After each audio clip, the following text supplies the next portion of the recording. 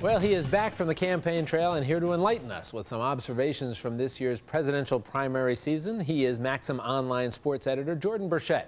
But around here, he's thought of as CSTV's Joe Boo.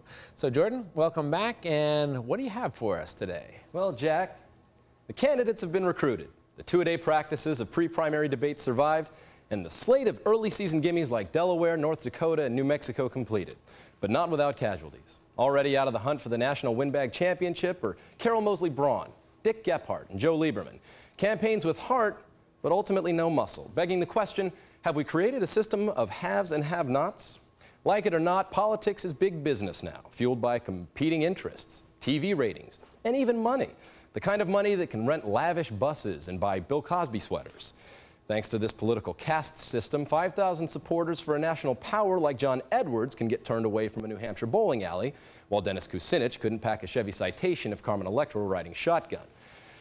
Don't look to the media for clarity. These fickle conservative liberals are simply knots in the puppet strings of presidential politics, manufacturing stories of triumph and travail and manipulating the polls as much as chronicling them.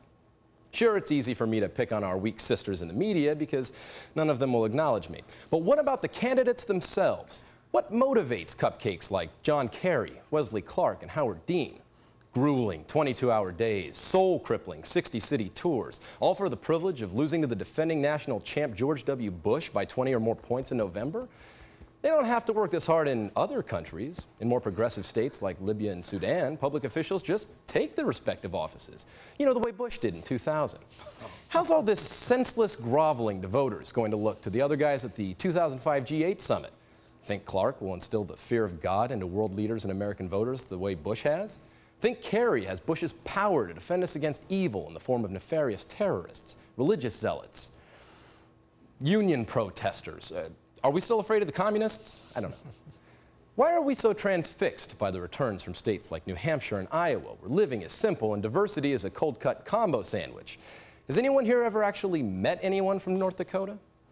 They can dominate these directional states all they want, but like it or not, none of these candidates represents anything more than a homecoming game for George W. Bush University.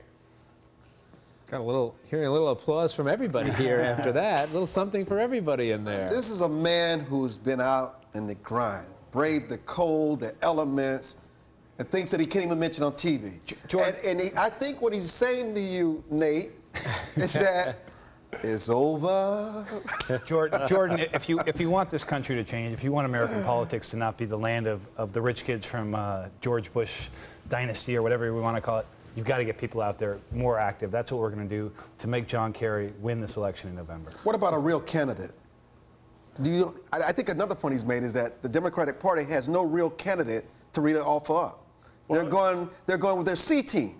You need an A team to beat an A player. Can you even get any more? Can you even get, when you've got a president in office nowadays, can you have, I mean, one of the beauties of the NCAA tournament is you could get a dark horse. You get Syracuse, who started off last year not even being ranked, and they win the national championship. Does that happen anymore in presidential politics? Well, this is college sports TV. Jordan mentioned George W. Bush University. It wasn't George Bush University. It wasn't even the Electoral College that won the last election. It was the Supreme Court. And Bush was really a dark horse coming into the last election. I mean, he had a terrible record in Texas, hadn't really had a failed business career, and yet he won the president. That was a dark horse. You guys keep thinking about this. You guys keep talking, because I'm going to throw us to a break here. Coming up on this Crystal Ball special, the sport Politic. For decades, UCLA was a basketball program like no other. Some would say they were certainly a dynasty, winning titles like clockwork. Up next, find out what the Wizards of Westwood have in common with the Bushes of Connecticut as sports and politics collide.